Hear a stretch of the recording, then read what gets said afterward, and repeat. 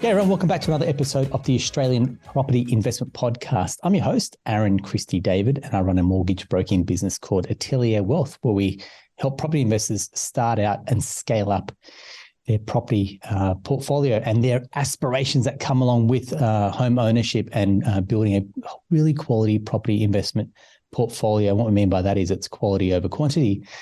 The goal behind each and every episode is to bring on someone that you may not get always access to, or you may do a little bit of brain damage by Google searching and trying to sift your way through a number of professionals. So what we want to do is kind of that cream rise to the top and have a chat to the people who are at the top of their game and best in breed. And today we're really, really fortunate to have Kylie Sultana from Creo Wealth join us. G'day, Kylie. How you doing? I'm very well. Thank you very much for having me. It's a beautiful day. Isn't it? Sun's out. Hopefully with a little bit of rain. And speaking of sun's out, I'm going to start by saying you've had plenty of sun recently enjoying a holiday. Do you want to, should we start there and talk about your recent travel as we get Sure. introduce yourself? Oh, I could talk about travel all day. Yes, we have just come back from a beautiful holiday and we went to Cuba and Mexico. Yeah. So hubby and I celebrated our 25th wedding anniversary. So we thought that was something to celebrate. It is definitely something to celebrate. What a nice holiday. Definitely. Yes, thank you. And it was incredible. Absolutely incredible. So, yeah. Well done. Congrats. 25 years in marriage. I'm sure you'll learn a lot. And I know that you've broken the rule as well as we have. Family and business overlap. Yes. They say don't do that. They say don't work with animals and children, but also they should include partners.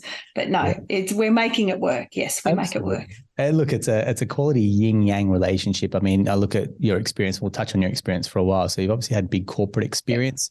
Take that and bottle that essence and you put it into a small business, and there's a certain magic that happens, I guess, with family owned and operated businesses. There, while there might be what I call healthy friction, there's also, hey, let's just get on with life, and we've both got very, very much skin in the game to see this business work and thrive and grow, right? Absolutely. Yeah. I didn't ever think I would work with hubby. It's been 8 years since I came into the business.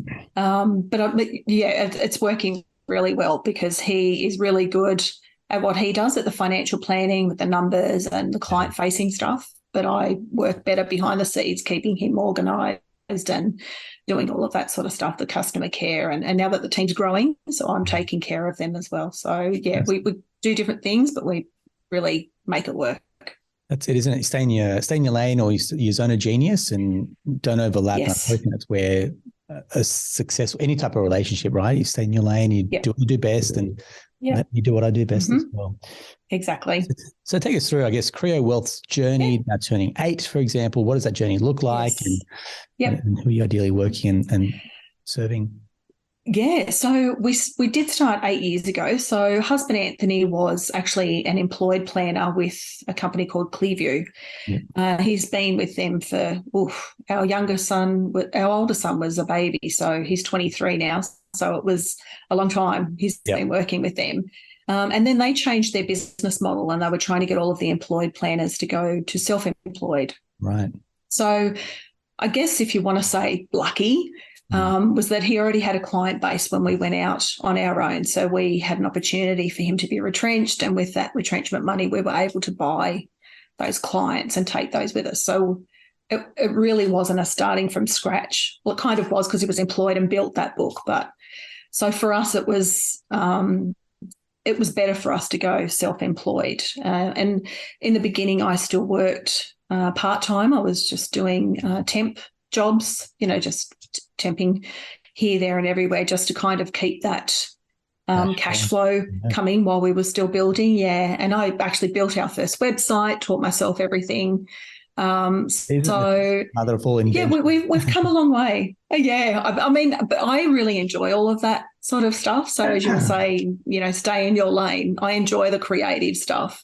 So that's where I really kind of thrive doing that. So, so we started Creo Wealth and I came in probably about 6 or 7 years ago. Yeah, and it's just now that we've really decided that we want to grow that, and I guess we're going to talk into goals and things like that. So it's, we kind of sat down and said, okay, what do we want for this business? Where do we want it to go?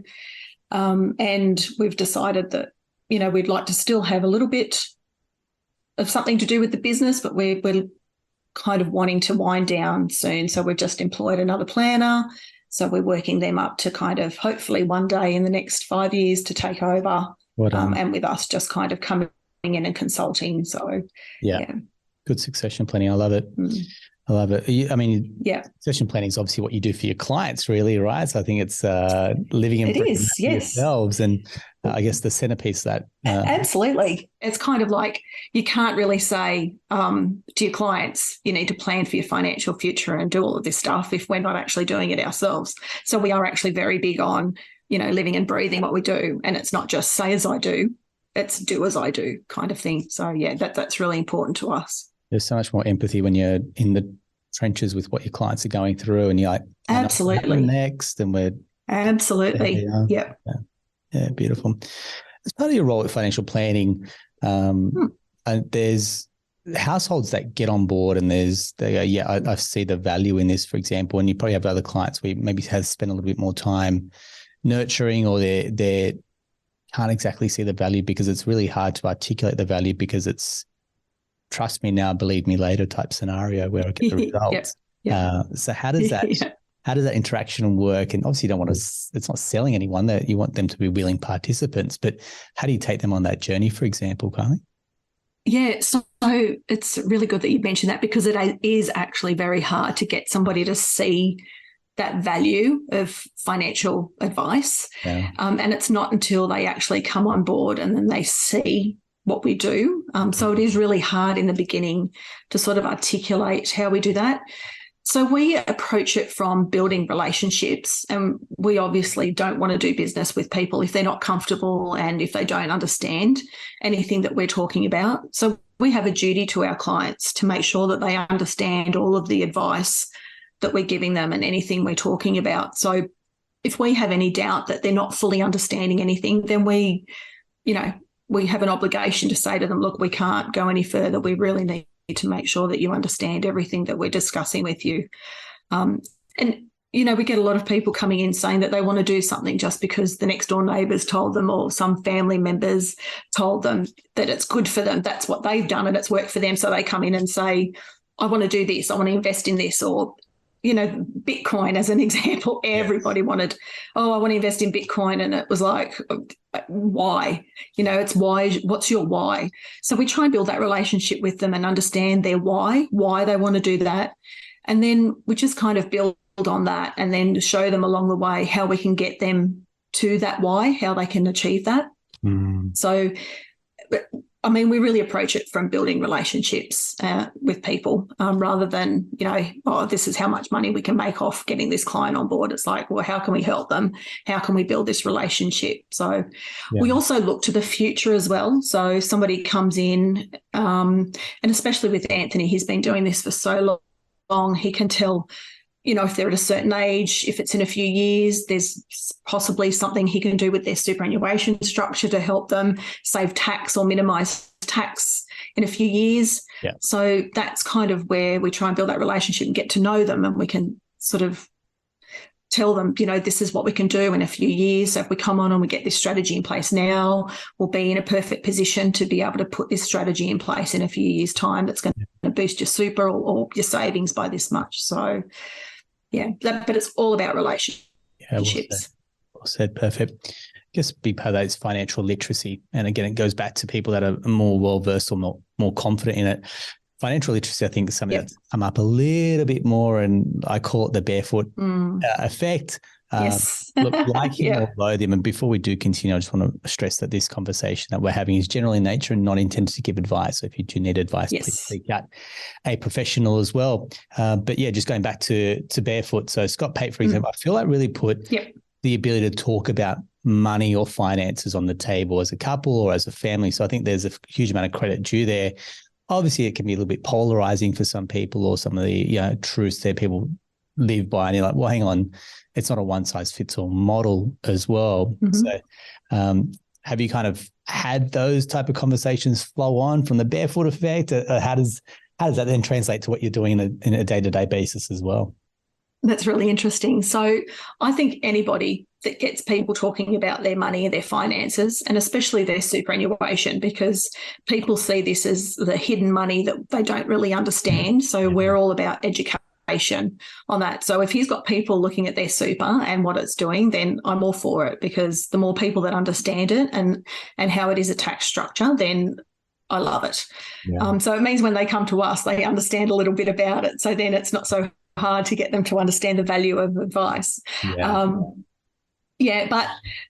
we do have people come to us that have read the Barefoot Investor.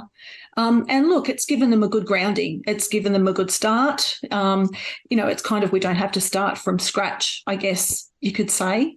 But I mean, there's been nothing detrimental from anybody reading the Barefoot Investor. I mean, I've read it.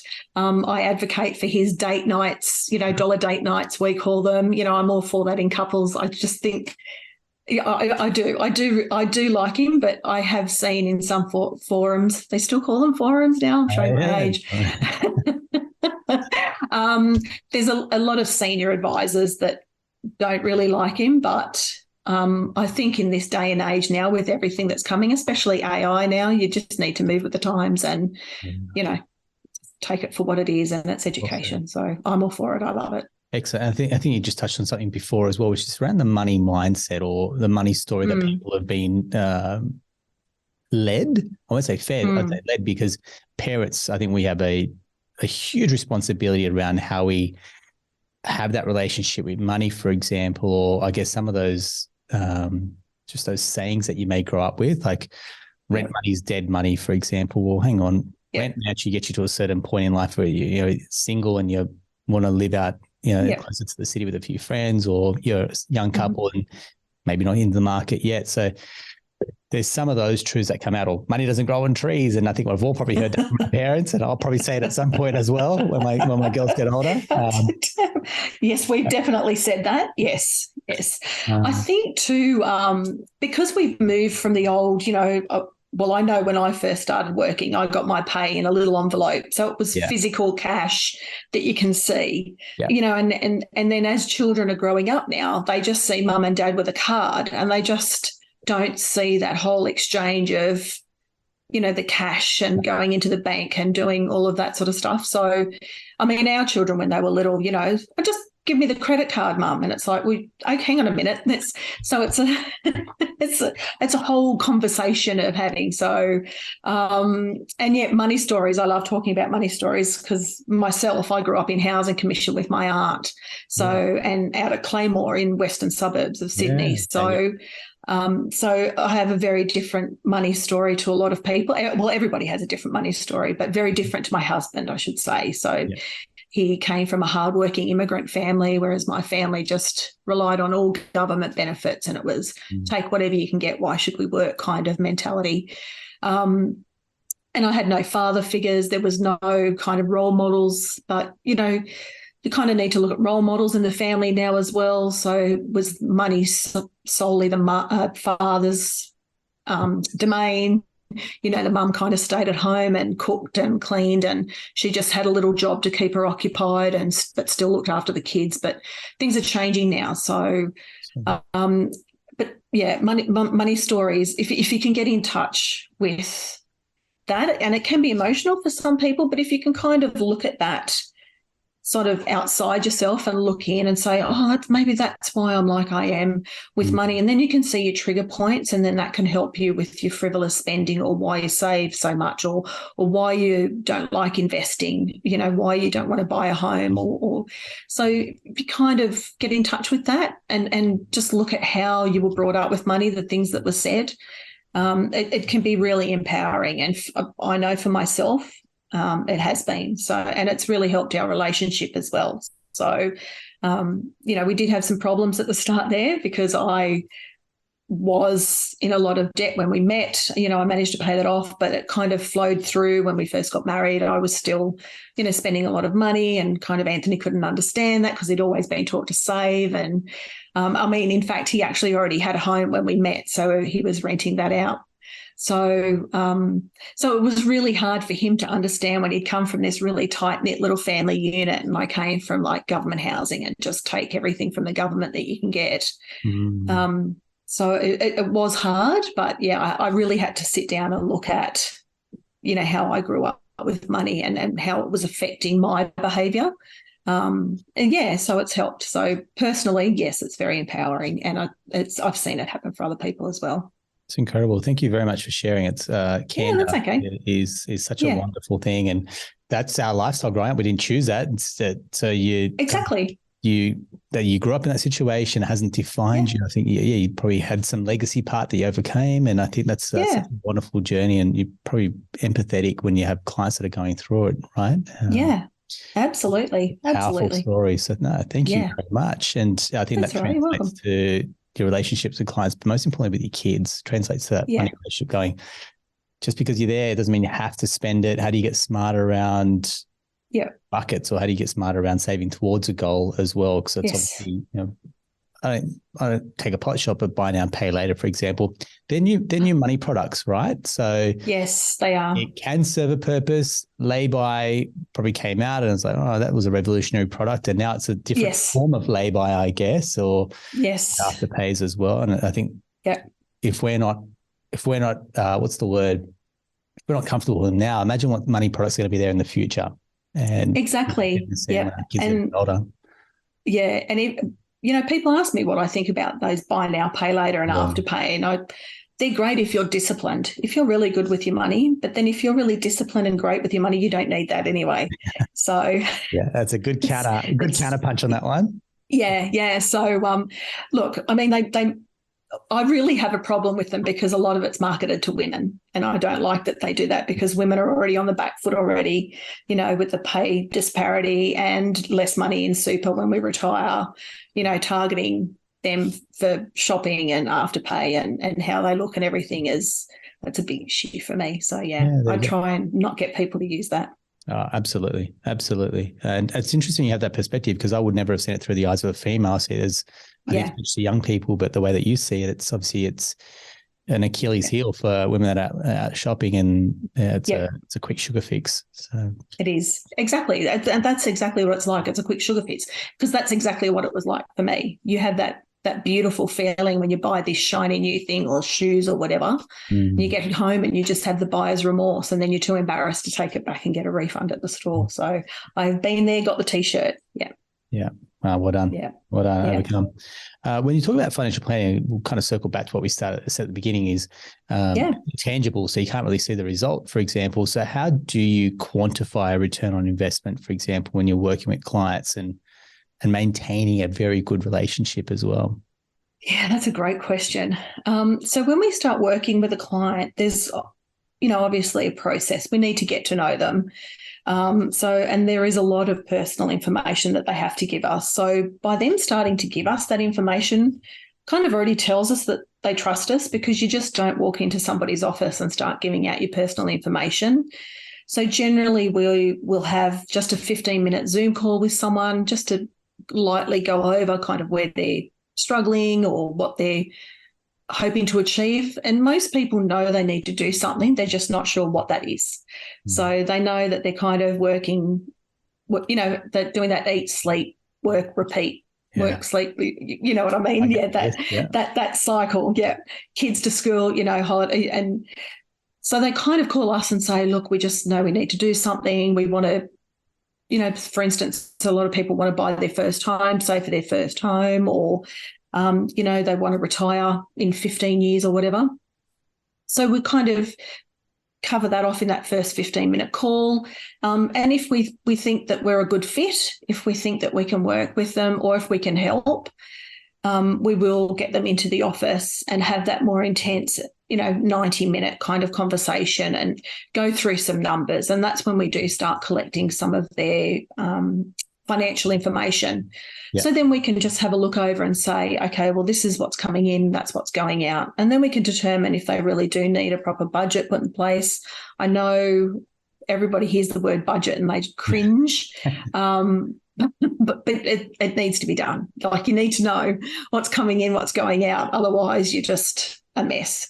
So then we do that. But then there is the whole process beyond that. So we'll set some goals. We'll find out what it is they actually want to achieve. And then we may have to work with other professionals. We might need to speak to, say, lawyers if they don't have a will, mortgage brokers if they need a mortgage, accountants if they need to speak to an accountant for certain other things, if they're self-employed, things like that. And then usually by then we've developed that relationship because there are several phone calls before that, them coming into the office. And then we'll do some numbers. We do number crunching. So then we can go over the numbers and actually show them that this is at minimum, how much tax we can save or how much we can boost your super by, or, and it's really unique for everybody because what works for one person isn't going to work for the next. So there really isn't one size fits all when it comes to a financial plan. And of course, we've got to go over like a risk assessment. So we need to know how adverse the client is for risk. And if you've got a couple, that can be tricky as well because one might be more risk adverse to the other, one might be more conservative, and one might want to, do something a little bit more risky, say.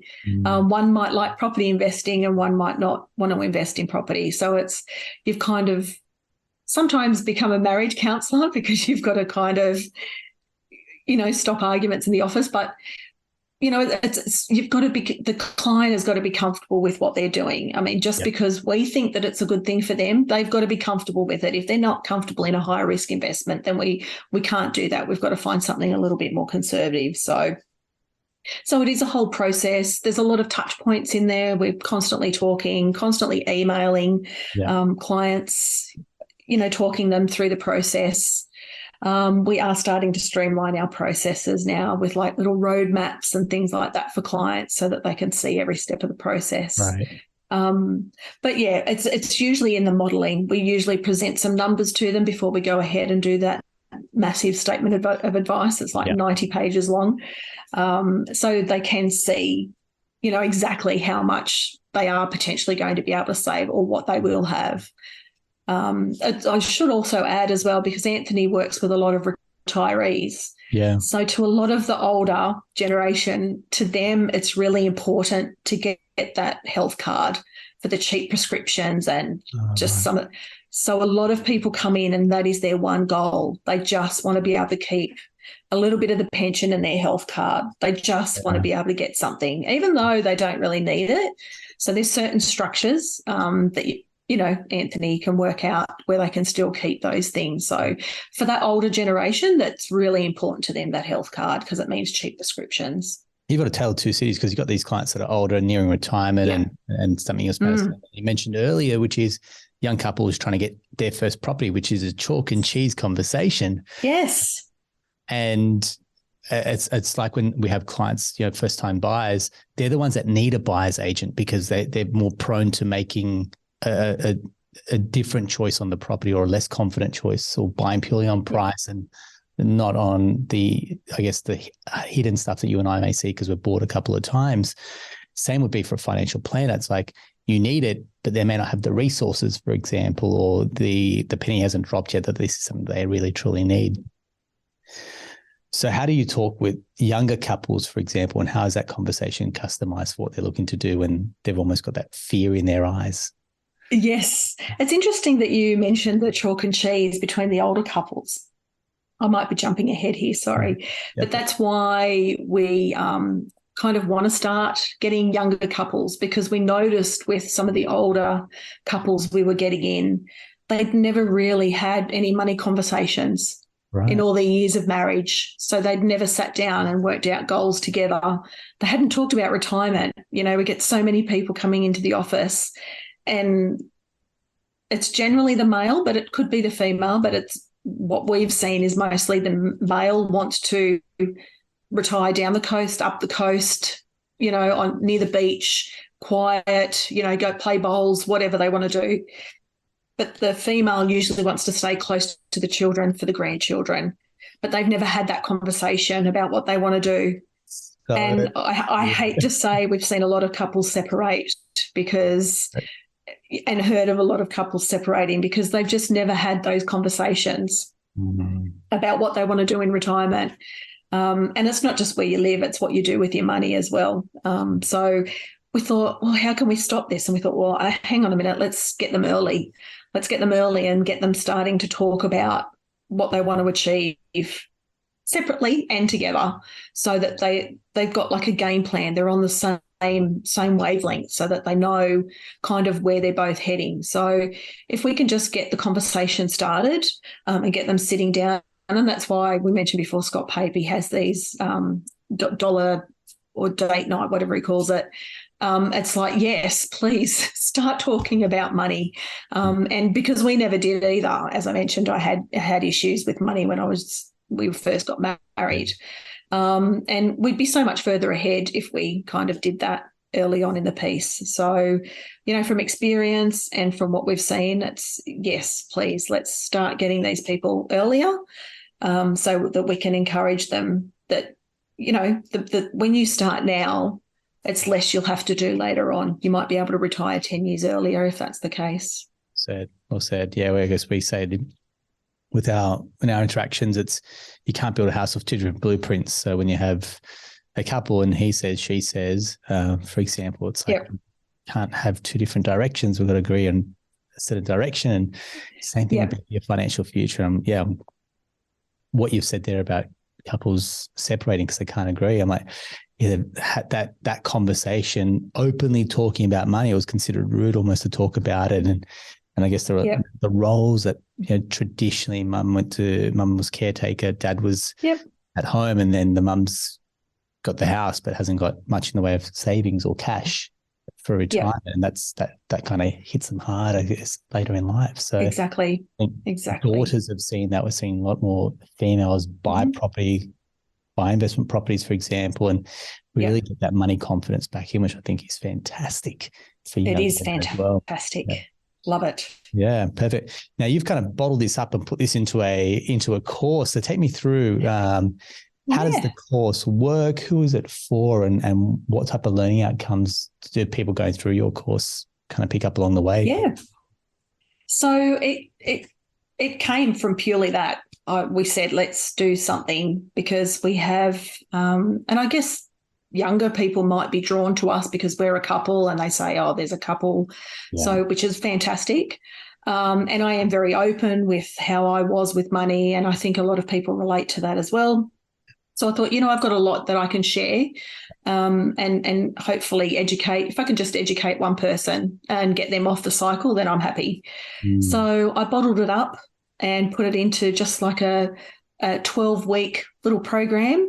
And we kind of were getting all these people coming to see us, and we were sending them off, to talk to mortgage brokers or whatever. And it's like, well, they actually need a little bit more help than that because they didn't know how to budget. You said the word budget to them and they just, ran out of the office screaming. It's like, no, I'm not doing a budget.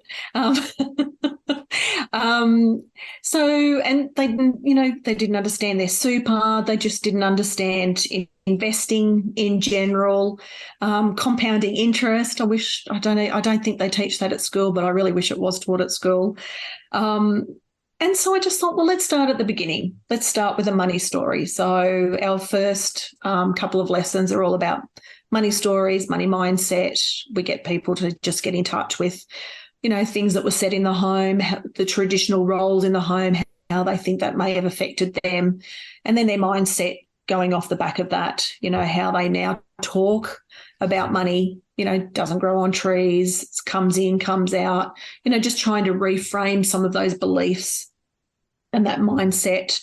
And then we do a little bit of an audit on, so I liken it to, have you ever been to a personal trainer? Yes, I have. You have? So if you go to a personal trainer and they want to know what you've been eating. Correct. They say keep a food diary. Well, of course you're going to eat well because it's from that point. But if they said, write everything you ate the last 3 months, you'd be like, oh, my God, wow, well, I ate cake here and chocolate here. And so that's what we do. We get them to go back 3 months through all of their statements and to do like an audit. So we want to see if there's any links there because people get amnesia. They don't realise Uber Eats here, there and whatever they're doing. But we also stipulate that I'm not here to tell people they can't spend the money on that. It's entirely up to them. So we're just going to say this is X amount of dollars that you spent that you could have saved here. Yeah. Entirely up to you if you want to stop doing that and save that money. That's, that's entirely your decision. So we just show them what's been happening, and then we move forward from there and say, okay, so let's prepare the budget from there. Yeah. And then we'll set some goals, short, medium, long term. It's surprising how many people don't have an emergency fund. Yeah. I was going to swear, but I don't know. I call it the holy fund. Yes. Because that's generally what you say when an unexpected bill comes up. You're like, where am I going to get the money? So, we need to plan for that. So we do some goal setting, and then we go through some education, just educating on superannuation. We also get them to do a little audit on their super. We get them to ring up their fund or log in, get their login details, make sure they've got things like beneficiaries nominated, because holy moly, it's not pretty if you've got nothing nominated there. Get them to understand what they're invested in, just their insurances, if they've got insurances in super, help them understand that. So if they're invested, making sure that their employer is paying their contributions. You see it on your pay slip, but is your employer actually paying the contributions into your fund? So we want to make sure that's happening. So we're going to get them to do all those sort of things. Yeah. And insurance is, again, education. So it's all education. There is no personal advice. Yeah. So it's all education, and it is to try and help people just start a conversation around money and to get themselves up to speed with their money, especially superannuation, because that is your money. That is your money. So, you've got to know what it is, where it's invested, and what it's doing for you. Great. I'll experience share. I think when I'm at my Bernadette, I think I probably had about maybe 7. You know how you're working like retail and you just pick up the odd job here and there. I probably had about 7 or 8 super accounts, and put a foot down. I'm not marrying you till you sort this all out. And so I got my buddies. I love that. But it happens when you're like young and carefree and you're working different jobs, and it's like fees at the wazoo here, it's leaking out here, and it's like I don't even have the access to find out where what my username is, and it was a real mess. But I'm glad that's all fixed up. But I think it's the same thing, right? It's you don't really see it; it's a little bit out of sight, out of mind, and you're like, well, hang on. That's it.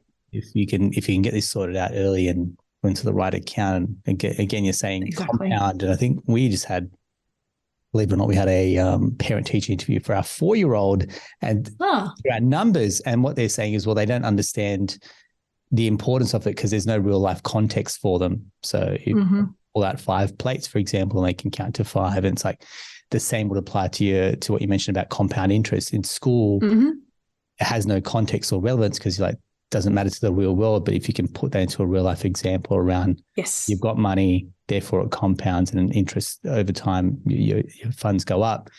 That may be a penny drop moment for some younger people as well, which I think we're all advocating for more financial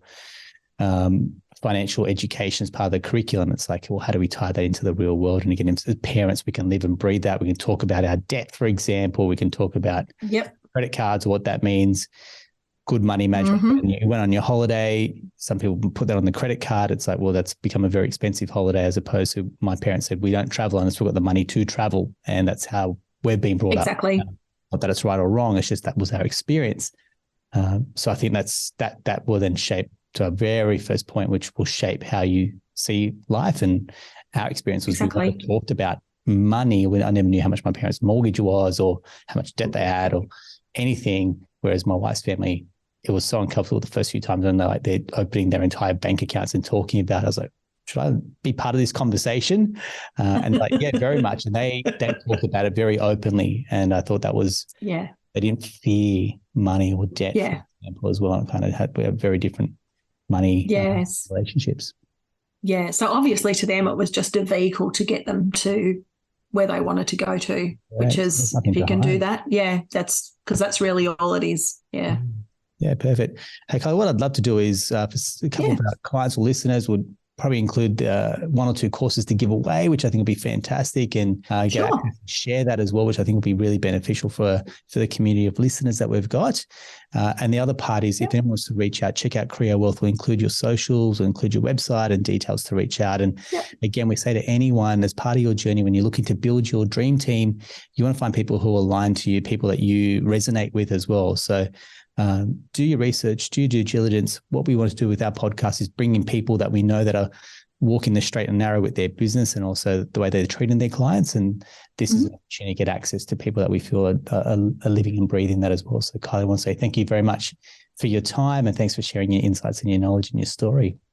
You're so welcome. Thank you so much for having me. Pleasure. That's a wrap for another episode of the Australian Property Investment Podcast. If you've got any questions, drop us a line. If you want to give us a review, even better. And until next time, take care.